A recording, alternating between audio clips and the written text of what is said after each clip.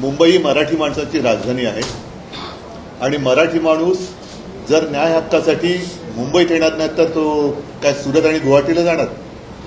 त्याच्यामुळे ही मराठी माणसाची ताकद मराठी दृष्ट्याने दिसते आहे. ही एक मोठी चांगली गोष्ट आहे. नाईलाजाने त्यांना न्याय हक्कासाठी मुंबईत यावं लागलेलं आहे.